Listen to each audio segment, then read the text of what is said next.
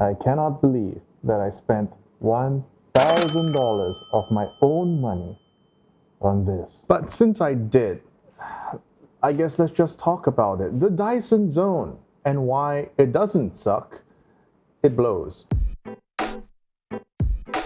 Before we begin, a word from our sponsor, Surfshark VPN. Yes, this is an ad read. Look, I know exactly what you guys are. You're the kind of people who would buy audio equipment just because of cute waifus on the box. And look, I get it. On some nights, I would like to go home and relax with my favorite Chinese cartoons on a website like Crunchyroll. But therein lies a problem, because a site like Crunchyroll sometimes doesn't care about an island like Singapore. And therefore, even though I would like to watch some of my favorite Chinese cartoons, they're just simply not available to someone like me. And in this case, what is the solution? Well, it's simple. You use a VPN, or more specifically, Surfshark VPN, the sponsor of this video. Look, here's the thing. You Americans, you get all of the good stuff. So it's only natural that someone like me should also get all of the good stuff, if I pretended to be American. With a simple click of a button, Surfshark VPN allows me to spoof my own internet IP address to that of an American's, opening up the catalog of all of Crunchyroll's full anime content. And if that's not enough for all of you penny pinchers out there, then you'll be glad to know that Surfshark VPN allows you to connect to multiple devices at once. What that means is that you can share your account with your friends, split up the cost of a Surfshark VPN subscription with all of your comrades. That is unlike a certain red and black service that we won't mention at this time. And for a peace of mind, there's also Surfshark VPN's 30-day money-back guarantee. If you don't like their services, well, shoot them a message and have your refund processed. It's that easy. Go to surfshark.deal/crin or simply code CRIN to have an exclusive discount alongside 3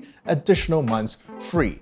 That is surfshark.deal/crin or simply code CRIN. Support the people who support me.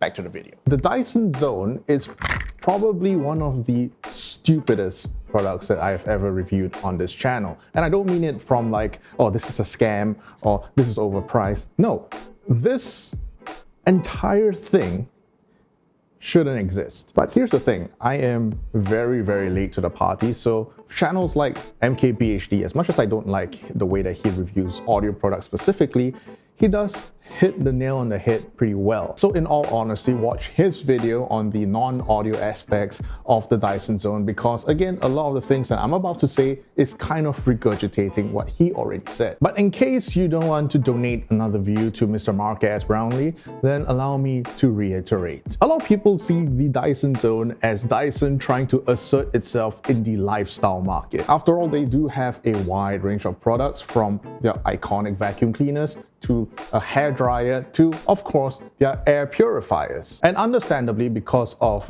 the kind of image that they have portrayed themselves in the public, there is a sort of cult following around them, if you will. So naturally, a brand like Dyson would want a product that their audience base could wear outdoors. After all, their current product lineup are mostly used in the household, away from public eyes. So naturally, when Dyson announced the Zone, all the media outlets out there instantly rushed in, claiming that the Dyson Zone is a useless product. Why would anyone buy it? Especially one that is as expensive as this one. $1,000 for a wireless headphone. Naturally, the gimmick is the whole air purifier, air filter, whatever you want to call this whole thing. And I kind of agree with MKBHD in the fact that it is mostly useless, arguably dangerous if you put your trust in something like this, and ultimately just serves no benefit whatsoever. But as I've said, this thing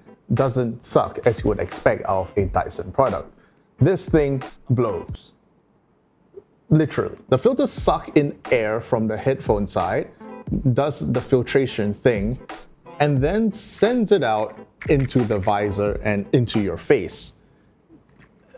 You can see why this is so useless. First of all, this thing is not going to protect you from any kind of bacteria. It's not going to protect you from polluted air. And frankly, it is, again, dangerous because it gives the consumer a kind of confidence that they shouldn't have about this product. What exactly is the Dyson Zone for? Why did Dyson even make this? After all, like I said, it is, even from a layman's perspective, absolutely fucking useless. And the simple answer is, and I swear I am not copying MKBHD on this, the Dyson Zone is a loss leader. It is a product that is designed to generate controversy. The whole point is not to sell many Dyson Zones. The point is to grab the attention of either the public or the media outlets to talk about how stupid the new Dyson product is. And in effect, blasting out not the Zone, but the name Dyson out onto as many eyes as they possibly can.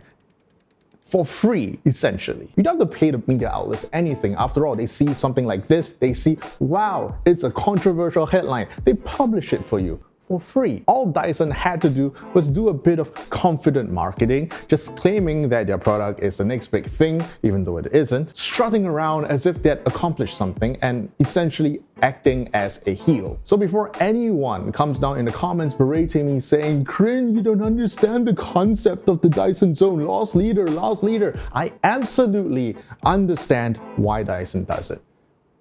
But at the end of the day, I am a headphone reviewer. So I have to get it. So let's ignore everything about the whole Dyson filtration visor thing, and let me just give you a full rundown on how the Dyson Zone actually performs as a headphone. First, some quality of life weirdness that I have to address.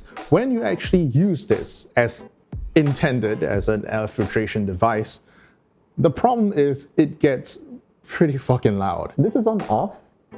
Nothing going on whatsoever. This is on auto. From the outside, you can't hear a lot, but if you're actually wearing this, it does start to sound a bit like a whirring sound in the background, which is all right for now.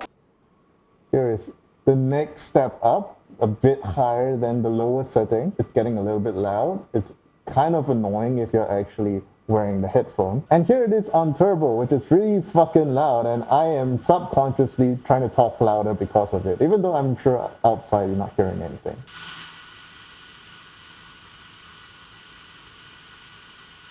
It does feel nice and breezy though, so in a climate like Singapore, it could function as essentially a mini air conditioner. But I'm not holding my breath. So as a headphone, if you're actually using this as a visor, it's absolutely terrible because you're introducing actual extra noise into your environment. But okay, let's throw the visor out. Let's just talk about it as your standard wireless headphone. And here is the part where I feel like a lot of people expect me to say the Dyson Zone absolutely sucks dick. It's terrible, never buy it because it is dog water even in audio quality. Not so. The Dyson Zone is, and I can't believe I'm saying this, actually really good. Let's put it from a different perspective. I would rather use the Dyson Zone for listening than the AirPods Max. The Dyson Zone is genuinely a good sounding headphone, which is something I honestly did not expect to say. The sound signature tracks kind of the Harman target, and of course you can change the bass response as you see fit. I personally like it on the middle of the road setting, but you have that choice. Regardless, it does sound really good. It sounds fairly balanced and something that I would genuinely use outdoors if it didn't make me look like an absolute prick. The problem is of course the fact that it costs $1,000 US. That, my friends, is Focal Batiste money. Does it sound better than the Focal Batiste? No, I wouldn't say so. I would say if a headphone like the AirPods Max did sound like this, I would gladly pay the $500-ish US for it. Is AirPods Max $500 US? $550, that sounds about right. I would pay $550 US for the Dyson Zone, assuming that it came in the AirPods Max package. But this is a bit too ostentatious. It's a bit too big, and yeah, it does look like a Dyson vacuum cleaner. I would take the Dyson Zone over all of the Boses, the QC35, 45s, NC700s, and there's probably a lot more besides that. I would take the Dyson Zone as a headphone over the Sony UWP-D27 XM4s, which I don't own, and the XM5s, which I do own and have to knock down the bass because it's so fucking muddy. The Zone has bass punch, but it doesn't make me feel like it's overwhelming the rest of the frequencies. It doesn't affect the timbre of the vocals, for instance. There is punch, there is impact, and it is clean. And that is surprising for something that's as consumer as this. So for my final thoughts, as an audiophile on the Dyson Zone, is it a stupid product? Absolutely, it is. Does it sound terrible? Actually not. In fact, the opposite, it sounds really, really good. In fact, I would say a lot better than the other consumer wireless headphones that I've heard so far. And third, is it worth the price? Absolutely fucking not. Take this as the guy who actually spent his money on this stupid thing. I wouldn't recommend it to anyone. First of all, you're paying extra for something you would never use. And second of all, why? Look at this. Look at this. I look like an absolute buffoon. No, absolutely not. That's it. If you are curious about the Dyson Zone and you don't want to get harassed by Dyson employees, then why not come down to the Hangout. We're located on 29B Mosque Street in Chinatown, a place where you can try out anything that I get for review or just simply my own personal collection. Come down, have a coffee, and try anything you want to your heart's content. You don't have to take my word for it. Just try it out yourself and form your own opinions. That's it, I do have to say. I am not selling the Dyson Zone. I am still $1,000 out of pocket. So if you do want to support me, well, you could just buy a coffee while we try it out. Right, I almost forgot. Here are the ranks. I have not really determined what they are yet, but Timmy will be putting it up there. Here you go, there you go. And that concludes my thoughts on the very controversial Dyson Zone headphones. A headphone that, again, doesn't suck. It blows. And per usual, it's time for me to shout out my big money boys. Here are all of your names that have subscribed to the $20 tier on my Patreon. And for those who have subscribed to the $30 tier, allow me to speak out your beautiful names: Dennis, McMadface, crinacle, Alicia Burrito, Andrew Fritt, Pit Vanderwit, Posichronic, Drazar, 404 user not found, Seraphim, Mium, and Lunarmint.